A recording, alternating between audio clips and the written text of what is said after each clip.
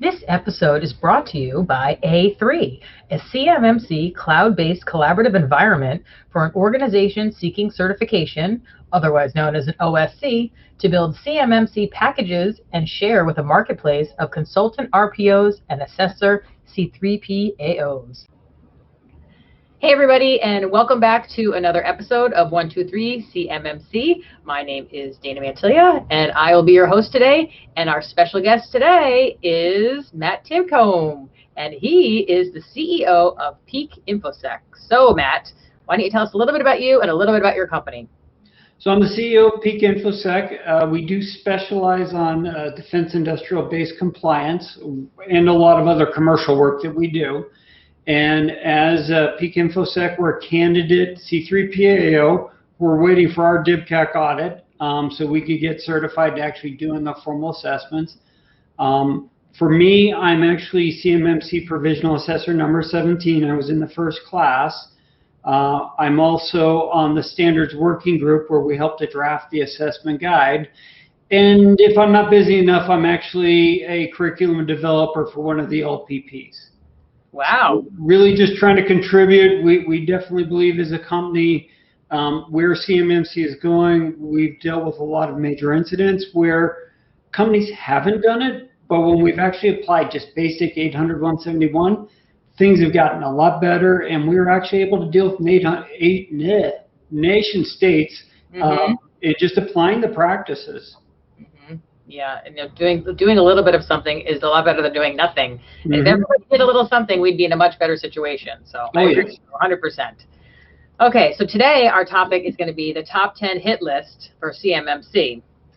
And we're going to start with not scoping properly. So why don't you tell us a little bit about that, how people are not scoping properly? Scoping is hard, and it does not help yet that DoD has not published in the assessment guide scoping guidance. And everybody's kind of all over the place. The best thing to do is to go back to NIST 800-171 paragraph 1.1. Scoping is all about all the systems that store, process, transmit CUI, and all the systems that are related to the security of them. Now, systems are people, processes, and IT stuff. And the first problem we run into is people forget all the security stuff that's in scope. People forget all the subcontractors that are in scope. And what's more dangerous is almost everybody I know that I end up dealing with forgets that their IT provider is in scope. The DoD acquisition toolbox terms this as extending your IT to them. Same as going to Office 365. So if you've not properly accounted for that, and when we get into most times helping you get ready, those are all the areas that people start to go, oh my God, I didn't know. And unfortunately, we've literally had conversations with managed service providers, and they go, we don't want to support this, and we don't want to help this client. Oh. And it forces the client now to scramble to find somebody to start to take over their IT. Now, it doesn't happen overnight. There's a normal transition, but it is definitely something. Now, why would they not want to help? Would they not want to do it because of the cost? It's too much work yet for them to do. Because they're now in scope. Now, there's different ways to handle it with them. You could basically treat them as staff aug. That IT person from that company's brought in, you give them your laptop, everything else, but you just broke the efficiency of that IT company. So costs are going to go up. And you get big enough at that point in time, it's actually cheaper just to hire in. It is an ugly one that we run into a lot, unfortunately. Yeah, and that's a big one is the scoping. Where do you start? How do you get your arms around this big beast here? But it's obviously an important one. So now, to answer that question, just don't start at the bottom. Don't start at the devices. This is a CMMC, and fundamentally 800-171 is an information-centric information security framework. You have to follow the data as it goes through your processes, and then identify the systems related to that. When we've seen clients try and start from the bottom and go up, they fail every time because they only focus on the little IT guy who's working on one little thing, or the engineer, and they forget, oh, well, that report goes to all these other people, they mail it out, and next thing you know, the scope has exploded. And start at the top, work down. That sounds like a good way to go about this. All right, so the next thing, bringing your own baggage to any practice. What does that mean? So unfortunately, we see this a lot. And I actually just had this conversation earlier this morning, interestingly enough. It really comes up a lot more with DoD people. I'm one of them. Also being an ex-government program manager, I've been on the other side of the fence also. When you've been dealing with DoD compliance, 853, et cetera, you bring in all the paradigms of the way you think DoD needs to do it. That's not necessarily required. We were chatting with a company earlier this week, and they're talking about, well, we need to go get a network access control system so we can control access in accordance with access control requirements. I'm going, what requirement are you talking about? And they said, well, AC 101, you have to identify and authorize devices. Okay. You have to identify and authorize a device. I authorize my iPad via you've jumped too far and gone too technical. And a lot of times we do that when we bring our own baggage into the way we think, also the way it should be. The example I do a lot with clients on this one is also when you think of, we jump all the way to multi-factor authentication, you're required to identify privileged accounts. Cool. Yes, Active Directory and appropriate systems are the best. But if you show me a list on a napkin written in crayon with all of Dana's account, and this is her privileged account, and it's accurate and up to date, you're compliant. So again, don't bring your paradigms in. Sometimes if you break those up, you suddenly find it's a lot easier than a lot of times people think it is.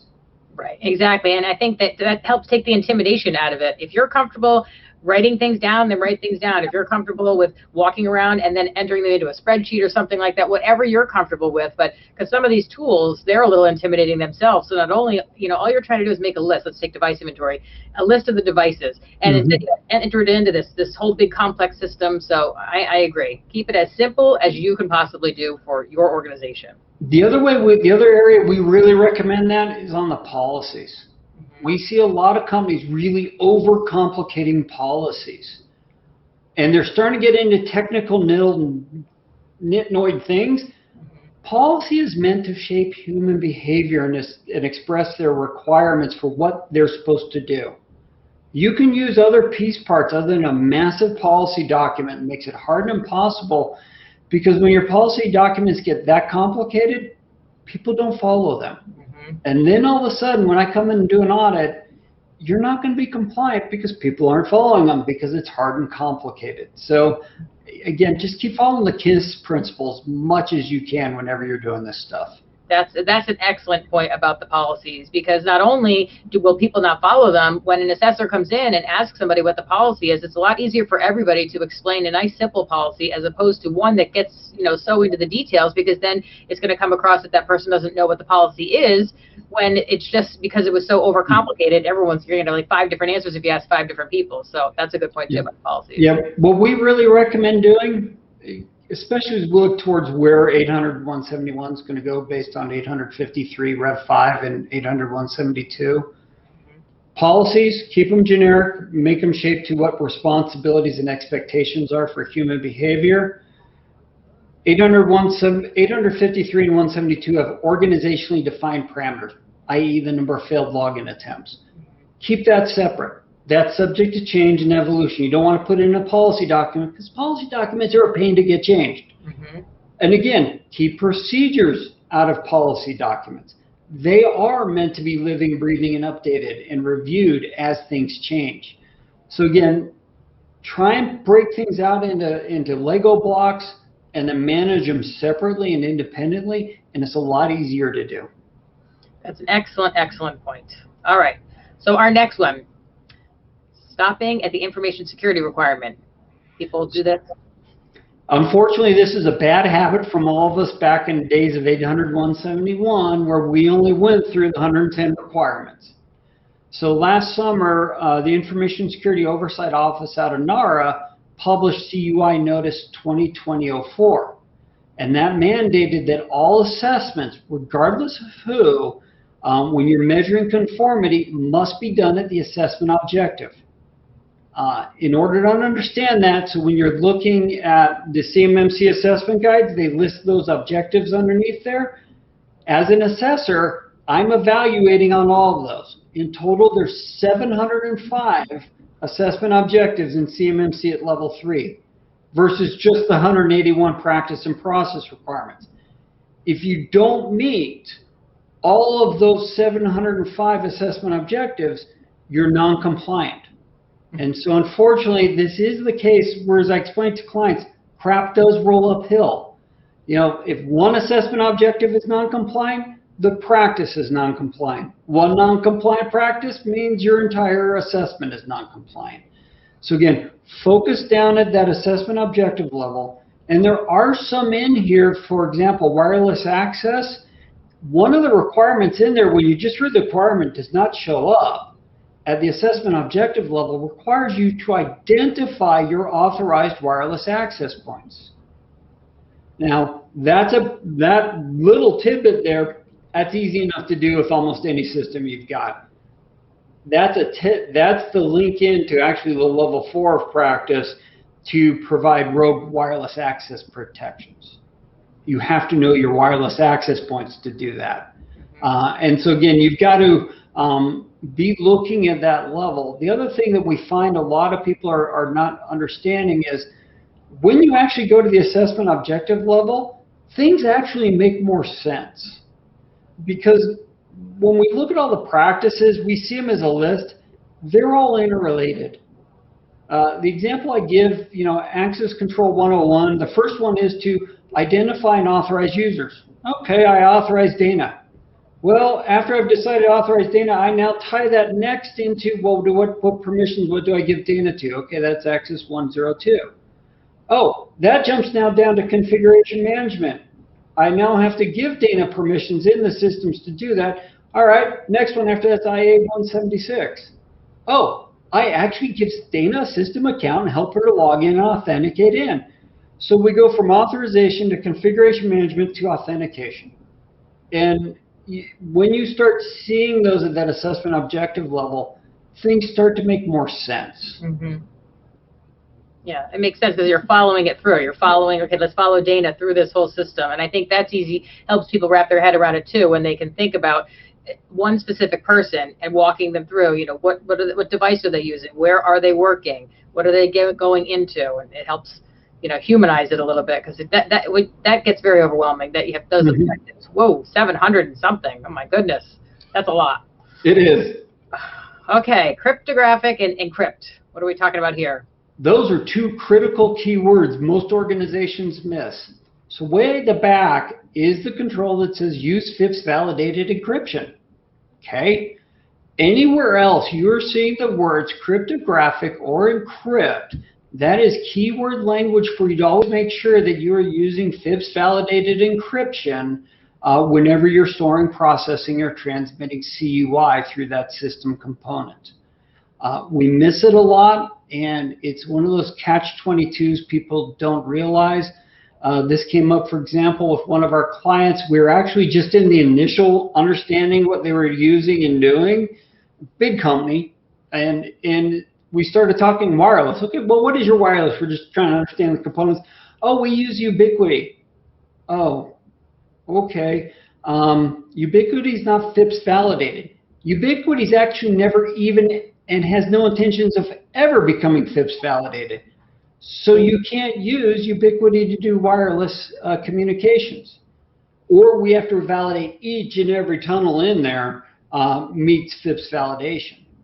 Oh crap. Mm-hmm. You know, now the wheels start going, and then when their next statement was, we just bought that last year. Yep. Sorry. Yeah, unfortunately, the other part, when we start going through these assessments, we do generate a lot of bad emotions. Oh, sure. So it's funny, I've been putting up lately the grief chart, and it keeps popping back up, oh, you're in this phase, and it's interesting. Putting that up has actually helped to move clients through the assessment process faster, because they can recognize where they're at emotionally with what's going on. Mm-hmm. Yeah, I can see there's so much to this that, you know, and because it's pass fail, this is a lot to get done. Hence why we're trying to do these videos to help people, you know, point out little things. I think you're bringing up some excellent points of things that people should be having as top of mind. So thank you for that. Okay, use non-privileged accounts when accessing non-security functions. Why is that important? We run into this one all the time. So basically, first and foremost, if you're worried about ransomware, you'll want to do this immediately. So using a non-privileged account when accessing non-security functions, checking email, doing all the normal stuff, working in Word and all your normal processes should be a standard user account. And what we find a lot is people kind of do it.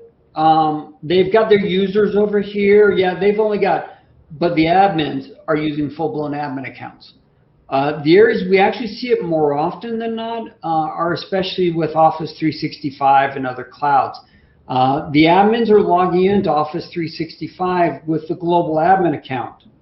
And so if their Office 365 account is compromised, that hacker manages their entire Office 365 cloud. Wow. So again, that's an excellent point. That really is a really good point. Just when they're doing their everyday stuff, they have one login, and then whenever they have to go do something security related, they only use that one for limiting the exposure. That's an excellent point. Now, the other part that, you know, we also do a lot of forensics and investigative analysis for other companies, and is a security analyst who unfortunately does too much log hunting at times. I need to know when Dana's in one role and not. And, you know, when you have a separate admin account, you know, .adm or .admin, whatever you want to name it, it then facilitates us as threat hunters to be able to quickly go through and understand what is going on in your environment, target that hacker, and be able to start to control where those threats are coming from and respond faster. But when all the roles are mishmashed, it's impossible. The other area we run into this not as frequently, but it does happen, is especially with Linux and Unix systems. SteelRoot, a national leader in helping companies in the defense industrial base with CMMC preparation and federal cybersecurity regulations. Big or small, SteelRoot is here to help design, build, and manage IT. The SteelRoot reference architecture is a secure, cloud-native operating environment built on zero trust principles. SteelRoot also provides managed cybersecurity, IT, and virtual ISSO services. Visit steelroot.us for more information. A lot of times, people are just logging in, they're given admin rights, and they're not even having sudo privilege. They're just full-blown admins on the box, or they've just logged in with root. I have no visibility to who's who on that. So again, there's no traceability, and then the ability, there's no way to stop. Especially with hackers, with keyboard grabbers, things like that, they'll just capture that password. So again, separate accounts everywhere that you can possibly do them. Very, very good point. Okay, so monitor and remote access. This is a whole new big thing. Monitor and control remote access sessions. Let's talk about this for a minute. Everybody. So this one, typically we have a paradigm lock with everybody on this. Everybody thinks remote access sessions are just VPN, external remote user connecting in. Definitely one of those categories that we got to address. Remote access also addresses what's going on internally within your network. So when an admin is going to do remote access, you definitely need to make sure, is that authorized? How are you monitoring it? How are you controlling it? And this is potentially, dependent upon your complexity, a network segmentation requirement. Now, another part, when we actually then look at that remote user connecting in, you got to monitor and control what that remote access session is doing. You can't do that if you just suddenly drop them back into the normal user VLAN. So if we're following zero trust architecture and best design practices, always drop that remote user into a remote user VLAN, and then monitor what their communications are doing within your internal network. They are higher risk, they're more likely to be compromised, and if they are compromised, they're literally a Trojan horse you're bringing in. So again, you want to do these layers of protection and isolation. The one we run into actually the most commonly that nobody's thought of, frankly, is outbound. Remote access can be me doing an SSH session going out. Hackers literally will, if you go to a web page and as I'm surfing and that web page is compromised, they can initiate behind the scenes an SSH session going out. On top of the SSL tunnel, they've got two communication mechanisms then that they're using for remote access and command and control. And then they start spreading. So the other one we find most commonly is Google's Chrome Remote Desktop. Uh-oh. A lot of people using that. So again, you're now routing CUI through Google's network. Well, wait a minute. That's not in scope. They're not CUI certified. They're, again, unless you're using Google GovCloud, it works. Good luck controlling the flow of CUI. So again, you've also got to look at outbound control. And this kind of becomes kind of a challenge even for this one. You're starting to really tie in, needing to have SIM, you're auditing and logging and all that continuous monitoring is going on wherever you see this happening. So it's another one that we tend to cause a lot of drama when we identify this, because we do come in and say, okay, we need to turn this off. And next thing you know, I can't do my job because I can't. And it's, it's like, sorry, convenience isn't allowed on this one. Mm-hmm. Yep. Wow. That's a lot that you just said. Okay. Sorry. Route remote access via managed access control points. This is kind of. So we kind of hit this one, and this is the part about primarily the remote users. Mm-hmm. Now, all remote access needs to go through your firewall. Now, let's talk about that one for a minute. An access control point means that you've got enforcement mechanisms. If you're using your firewall that's come from your ISP, Comcast, Charter, CenturyLink, whomever, it doesn't count. Yeah, you're routing it through it, but you have no control. You have no ability to stop fundamentally and manage what's going on. When we walk in with clients and they've got those, our first thing is we tell them we're going to have to replace your firewall. Because you've got to be able to then, okay, yeah, Dana's been doing Google Chrome Remote Desktop. We got to stop that. Those firewalls have no ability to stop that. SSH, et cetera, outbound. But then it's the ability then, all of those also are limited. They pretty much, when you remote in, you're in. And there's no control as to what you're doing. And that's that route to that remote user VPN part kicks into here. So again, apply that. Probably, unfortunately, you're going to have to upgrade. Now, remote access, kind of going back to that previous one, that has to be FIPS validated if you're using that remote access to be processing and storing and transmitting of CUI through that tunnel.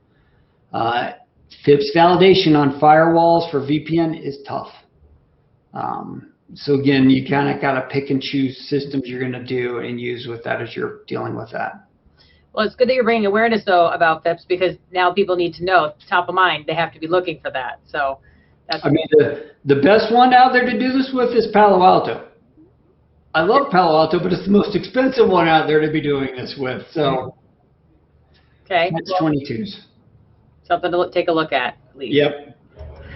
All right, multi-factor authentication for local and network access. Oh, yeah, this one has been the bane of the defense industrial base, yeah. And this one actually does go back into some of the reasons why we're doing CMMC. This popped up actually in the DoD IG inspection in 2019 where they surveyed DIB members out there. And this was one of the major write-ups that people were not doing this. And I know of some very large primes that are not doing this holistically in their environments. So we have to make sure there's really four main components to this. There's that identify one we talked about with the napkin and the crayon. There's really a privileged and a normal non-privileged user requirement. And what most people are missing is the local part. Local means when you're on your device, whether it's connected to a network or not, multi-factor has to be enabled on there for privileged users. By default, we're generally recommending everybody just do Cisco Duo Security. It works great.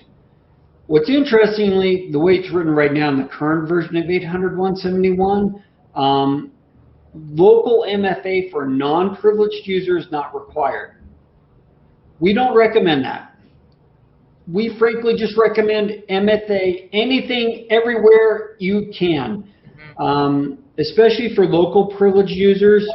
They're the ones that are most likely going to get hacked, even when they're offline. And the reason we really bring this up and we emphasize this, I've been through so many incidents where MFA has not been enabled. And what happens is then that hacker is moving at wire speed, and it's just username and password. Us dumb, slow humans, we can't move that fast. They've got all this stuff pre-scripted and pre-automated. So by the time we're engaged, they own it. When we have MFA, it brings that hacker up to that physical layer. And it slows them down, and it pretty much puts a wall in front of them because I've got to go hit my button on my cell phone. Related one, bad story, don't do SMS. We had a client in Las Vegas. Their CFO didn't want to use the app Push. She wanted SMS, and her Android phone, don't do my Androids. I got a lot of bad stories. Just that unfortunately her cell phone was compromised with a SIM insertion attack.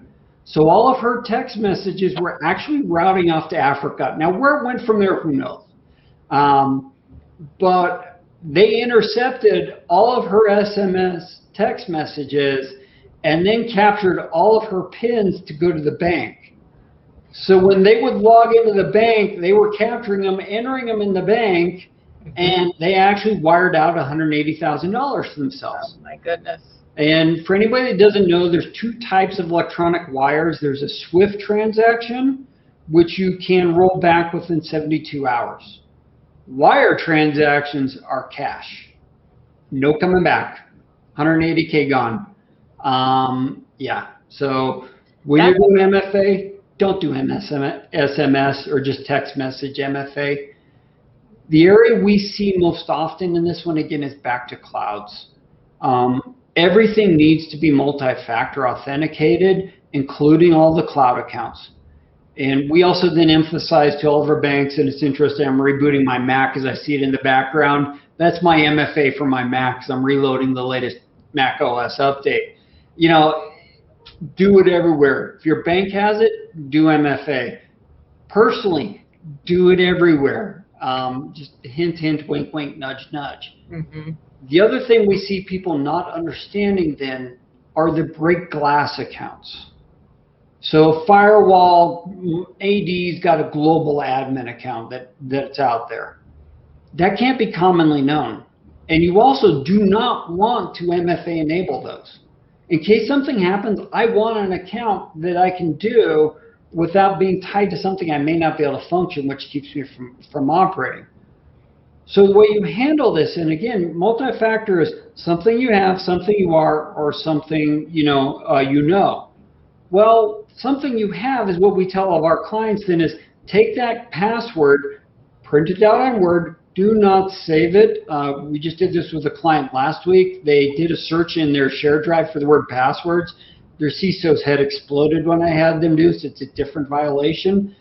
Print it out, fold it in a safe, put it in the CISO's desk or safe. You have to have them physical access to get that. There's my MFA. Again, apply the practices everywhere just to make sure those commonly used passwords aren't just being used. That's a very good point about printing it out and putting it in the safe, because everyone says, oh, don't print it out, don't leave it out anywhere, but it's a lot safer there than it is in your phone or in your computer.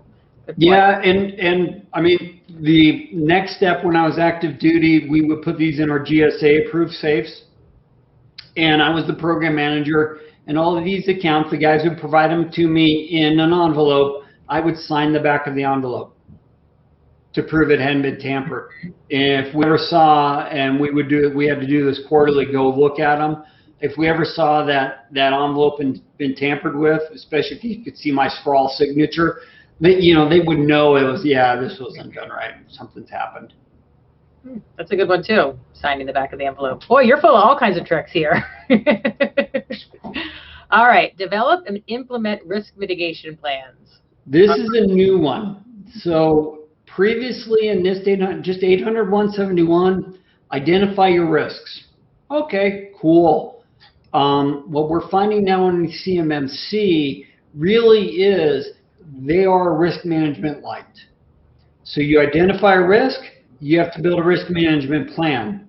Now, going back to my days of being a PM, you can either transfer, mitigate, monitor, or basically retire, get rid of the risk is what it really kind of comes down to. You have to build a risk management plan around all of those and apply them appropriately to all identified risks. For many organizations, one of our first questions when we hit the risk management domain, and even when we're initially interviewing them, is, are you ISO 9000 certified? Yes. Awesome. Are you actually having a risk board and doing risk management in accordance with your ISO 9000 practices? Not really. Okay. All right, now we've kind of got to re-kick that. For other organizations that are very much on the ball, we've got several of them that are actually following and keep up on them.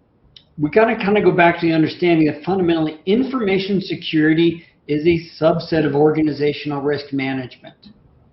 And those ISO 9000 practices are perfect to drop all this underneath. It explodes their heads when you start talking information security risks. And it helps because now all of a sudden, most of those ISO boards, they're dealing with the COO, facility security, physical safety. Well, now we've just thrown in information security. And now all of a sudden it helps the IT, the information security leadership with getting the rest of the organization understanding information security risks, and that it's not just an IT thing. But it does require, so as an assessor, when I come in, I'm going to ask to see your risk registry. My next thing I'm going to ask is, well, where are your mitigation plans? And when was the last time you updated them? And how are you maintaining them? And yeah, you're almost in a full-blown risk management program. Not yet, but it's pretty darn close. Oh, boy. Sorry. Now, this is all good stuff, though, because, you can't start working on it if you don't really realize what they're going to come in and check for. So you being open and honest like this is very helpful. Is there anything else you'd like to throw out there before we go today? Oh, that password one. So where the requirement is, just because this is hot from this past week, it's scary when I break CISOs and they're just like, oh my God, my people aren't getting it. So that's do not store or transmit passwords unencrypted requirement. That includes people storing passwords on their desktops or in file shares. It is entirely within my authority, and this is what I did as an example for them. I said, okay, I want you guys to go log in. The first answer, yeah, we don't store passwords in our scripts, etc. Okay, good. Now I want you to go log into your, with your admin level, I want you to go do a search of your file share for the word password. They had one guy who literally had a file of login file name or login server, whatever, and when you open up that file, and there was the password. Then they went and tested it, and they were all accurate. Oh, boy. Yep. And then with other tools, CrowdStrike, for example, they're like, oh, this is just the file share. I'm like, okay, let's go look worse. I said, their CrowdStrike administrator said, go to CrowdStrike. I want you to go do a search on that device for the word password. Found more. And so again, think out of the box with these, because literally, do not store unencrypted passwords. That's anywhere within scope. The other thing I would give is the last bit, kind of going back to that understanding when you go down to the assessment objectives. When you're preparing, Evaluate yourself at the system component to assessment objective level. Is my Mac configured right? Is my Windows device configured right? Is my firewall configured right? Each and every one of those system components is in scope for me to go test at the assessment objective level. And you won't know which one I'm going to test until I tell you. Right. So again, be ready way down in that comprehensive 100% level, because that's where you're going to be evaluated at. All right. Sorry. I know these are never fun stories to tell people. But you have to hear it. I feel like I'm the Grim Reaper half the time too, so you could be a Grim Reaper too, but a helpful one, So Matt, thank you very much for your time. I appreciate it. And thank you everybody for listening. And we hope to see you on the next round of 1, 2, 3 CMMC. Bye-bye. Thanks. This episode is brought to you by A3, a CMMC cloud-based collaborative environment for an organization seeking certification, otherwise known as an OSC, to build CMMC packages and share with a marketplace of consultant RPOs and assessor C3PAOs.